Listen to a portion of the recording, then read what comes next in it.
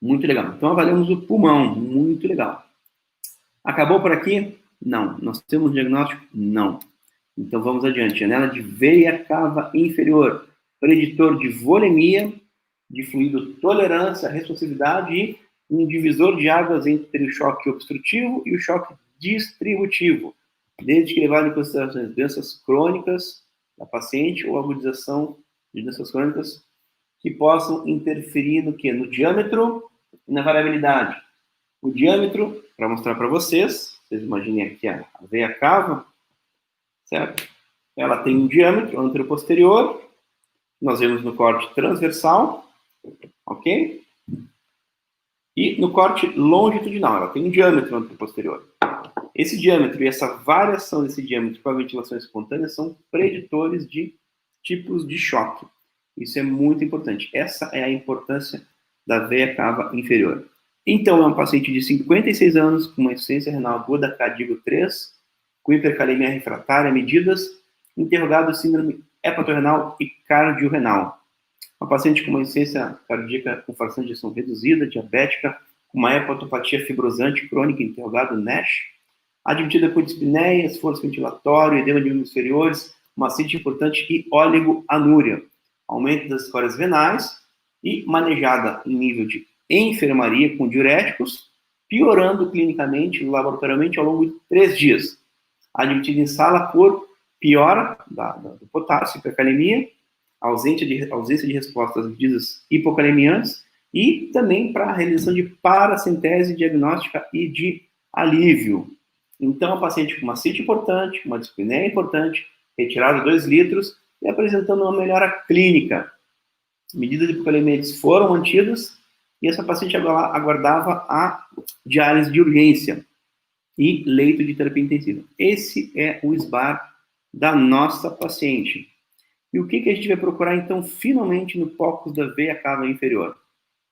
Então, a gente tem, do ponto de vista de sonoanatomia, eu mostrei para vocês, a gente tem a cava passando na linha média, né, um pouquinho mais à direita, e a aorta à esquerda, acima da coluna e abaixo das alças intestinais.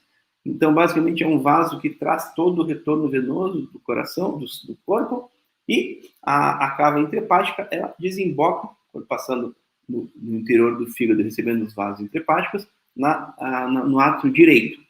Então, traz todo o retorno venoso para o organismo. Do ponto de vista da anatomia, a gente precisa conhecer essa anatomia.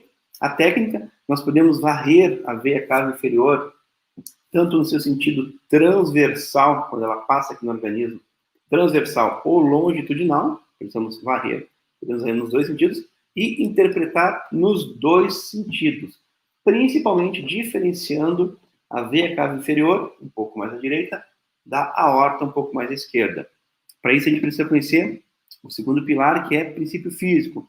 Todo ultrassom tem um marcadorzinho, uma reentrância, uma saliência, e esse marcador ele precisa estar em concordância com o marcador da tela do ultrassom. Todo marcador também, todo equipe de ultrassom tem um marcador na sua tela, e esses marcadores precisam estar em concordância, ou seja, olhando para o mesmo lado. Isto posto, nós temos uma imagem anatômica, o que está à direita está à direita, o que está à esquerda está à esquerda. E agora a gente vai interpretar a janela de veia cava inferior dessa paciente atendida em insuficiência renal aguda e interrogado síndrome hepatorrenal e síndrome cardiorrenal. Então, vejam bem, a gente tem a veia cava inferior inicialmente num corte, vou mostrar para vocês, inicialmente a gente tem essa veia cava inferior num corte transversal, é feito um giro de 90 graus em cima da própria veia cava e a gente vê ela emergindo no átrio direito num corte longitudinal. Transversal, longitudinal. E a imersão dela no átrio direito. Qual é a avaliação que a gente precisa fazer desse vaso nesse momento? Qual o diâmetro da veia cava? E essa veia cava varia com a ventilação dessa paciente? Ela não estava em ventilação mecânica. Não estava ventilando espontaneamente. Pois muito bem. Essa veia cava, se nós olharmos para a escala de centímetros aqui ao lado, nós temos 2 centímetros. Então, uma veia cava de aproximadamente 2 centímetros e dita, segundo a literatura, túrgida, pletórica e variando muito pouco com a ventilação. Além disso, o que a gente observa é no interior dessa veia cava um fluxo conteúdo hiperecóico lá fluindo e refluindo. Um refluxo de veia cava, qual o significado que pode ter um refluxo de veia cava intrahepático? Existe um significado e isso aqui já é um indicativo do que pode estar acontecendo com essa paciente. Uma simples imagem de veia cava. Eu não falei em diagnóstico. Eu falei que a presença de refluxo de veia cava aqui no segmento intrahepático pode predizer um possível diagnóstico crônico ou agudo. Vamos adiante, então. E agora? A gente tem a veia cava no corte transversal e longitudinal. A mesma técnica, um corte transversal, visto na tela, redondinho, e giro de 90 graus, um corte longitudinal. Muito bem. E o que mudou agora? Mudou o transitor, pessoal.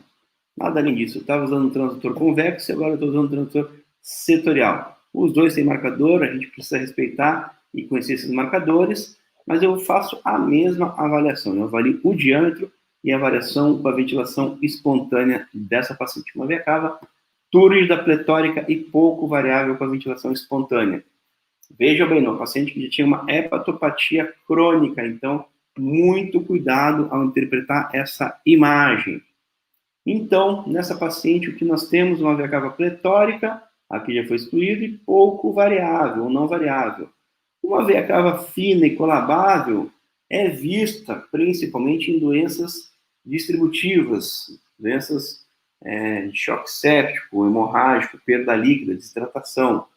Então, nós vemos uma paciente que tem uma veia cava pletórica, túrgida e pouco variável, de forma que nós conseguimos, a princípio, afastar como causa de choque dessa paciente, da insuficiência respiratória, da piora da função renal, uma desidratação, por exemplo, um choque séptico urinário, causando, então, a piora da função renal.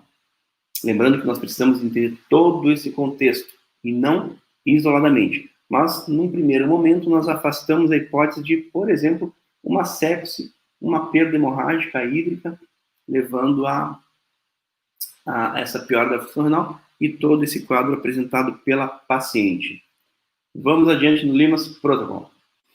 Janelas de veia cava, agora janelas ecocardiográficas. A gente vai buscar mais uma vez corroborar as nossas hipóteses diagnósticas, que por enquanto ainda estão, a gente vem reduzindo o leque de possibilidades, mas ainda existem algumas possibilidades para a gente tentar identificar. E vamos adiante, olhar agora o coração e ver o que o coração me ajuda no sentido de tentar entender a causa etiológica, a causa de todo esse quadro apresentado pela paciente.